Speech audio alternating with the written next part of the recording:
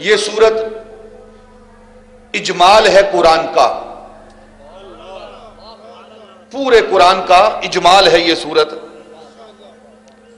سارے قرآن کی تعلیمات اگر کسی سورت میں 7 جملوں میں بند کر دی گئی ہیں تو وہ سورہ فاتحہ ہے۔ اس اجمال کی تفصیل پورا قرآن ہے۔ حضرت مولا علی رضی اللہ تعالیٰ عنہ آپ فرماتے ہیں کہ اگر میں سورہ فاتحہ کی تفسیر کروں، باب مدینۃ العلم، حضرت مولا علی رضی اللہ تعالیٰ فرماتے ہیں اگر میں سورہ فاتحہ کی تفسیر کروں تو اس کی تفسیر اٹھانے کے لیے 10 اونٹ چاہیے، 10 اونٹ چاہیے اس کی تفسیر اٹھانے کے لیے۔ اتنی تفصیل یہ سورت اپنے اندر رکھتی ہے، حقائق سے، معانی سے لبریز، دل آویز سورت۔ حضرت امام حسین رضی اللہ تعالیٰ عنہ جو حضرت علی رضی اللہ تعالیٰ عنہ کے صاحبزادے ہیں، آپ فرماتے ہیں کہ اللہ رب العزت نے جتنی بھی کتابیں آسمان سے نازل فرمائی ہیں، تمام صحائف اور کتابوں کا نچوڑ وہ قرآن ہے، اور پورے قرآن کا نچوڑ سورہ فاتحہ ہے، فاتحہ ہے۔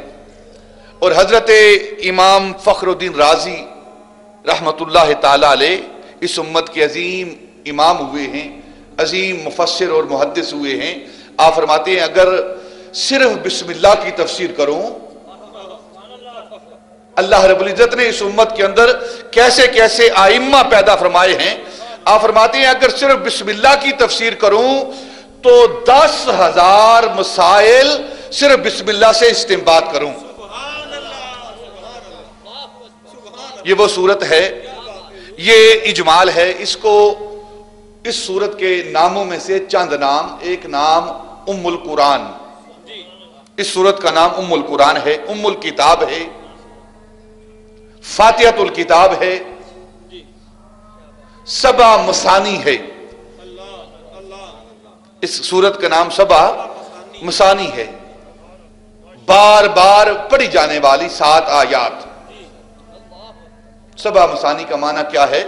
بار بار تلاوت کی جانے والی، بار بار پڑھی جانے والی 7 آیات۔ یہ سورہ فاتحہ کی 7 آیات ہیں، اس کو 7 مثانی کے نام سے بھی یاد کیا جاتا ہے۔ اس سورت کو سورت شفا کے نام سے بھی یاد کیا جاتا ہے، سورہ ذکر کے نام سے بھی یاد کیا جاتا ہے، سورہ فاتحہ کے نام سے بھی یاد کیا جاتا ہے۔ ام الکتاب یا ام القرآن کے حوالے سے اسے کیوں یاد کیا جاتا ہے؟ اس کا نام ام الکتاب کیوں ہے؟ تھوڑی سی یہ ابتدائی بات ہے، اگر ہم یہ سمجھ لیں گے تو انشاءاللہ آنے والی بات جو ہے وہ آسانی کے ساتھ ہم سمجھ جائیں گے۔ ام القرآن اسے کیوں کہتے ہیں؟ ام الکتاب اسے کیوں کہتے ہیں؟ ام کہتے ہیں اصل کو، ام کہتے ہیں اصل کو۔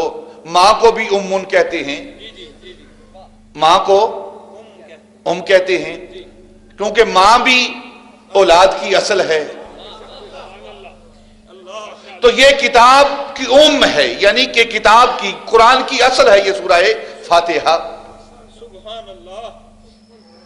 ام القرآ مکہ کو کہتے ہیں کیونکہ مکہ بھی تمام وادیوں کی اصل ہے، تمام وادیوں کی اصل مکہ ہے، اس لیے مکہ کو ام القرآ، قرآن کہتا ہے ام القرآ مکے کو۔ اور نبی پاک صلی اللہ علیہ وسلم کی ذات بابرکات کو امی کہتے ہیں، امی کہتے ہیں۔ امی کا مطلب ان پڑھ نہیں ہے بلکہ اصل۔ آپ امی نبی ہیں کیا مطلب تمام انبیاء کی اصل ہیں؟ آپ امی ہیں کیا مطلب کہ ساری کائنات کی اصل ذات مصطفیٰ ہے۔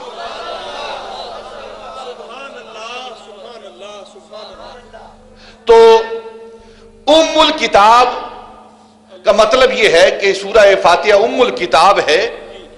ام الکتاب کا مطلب یہ ہے کہ سارے قرآن کی تعلیمات، نظریات، عقائد کا نچوڑ اجمالاً اللہ رب العزت نے سورت کے اندر رکھ دیا ہے۔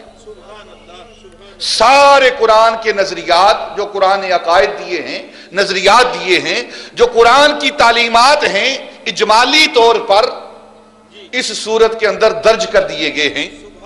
آپ پڑھیں، سورہ فاتحہ کو پڑھیں، اس میں اللہ رب العزت کی وحدانیت کا ذکر، اس کی توحید کا ذکر، اس کے الہ ہونے کا ذکر، اس کی الوہیت ربوبیت کا ذکر، اس کے رحمان و رحیم ہونے کا ذکر، مالک یوم الدین ہونے کا ذکر، آخرت کا عقیدہ بھی اس کے اندر موجود ہے، اللہ رب العزت کی توحید کا عقیدہ یہ بھی اس کے اندر موجود ہے، حساب و کتاب کا عقیدہ یہ بھی اس کے اندر موجود ہے، صراط مستقیم یہ بھی اس کے اندر موجود ہے، اور وہ ہستیاں، وہ ذاتیں جو انعام یافتہ ہیں ان کا ذکر بھی اس سورت کے اندر موجود ہے۔ انعم اللہ علیہم من النبیین والصدیقین والشہداء والصالحین، جو اسی سورت کی تفصیل ہے وہ بھی اس سورت کے اندر موجود ہے۔ اور پھر تصور عبادت اور تصور استعانت، تصور عبادت اور تصور استعانت اجمالی طور پر اس سورت کے اندر موجود ہے۔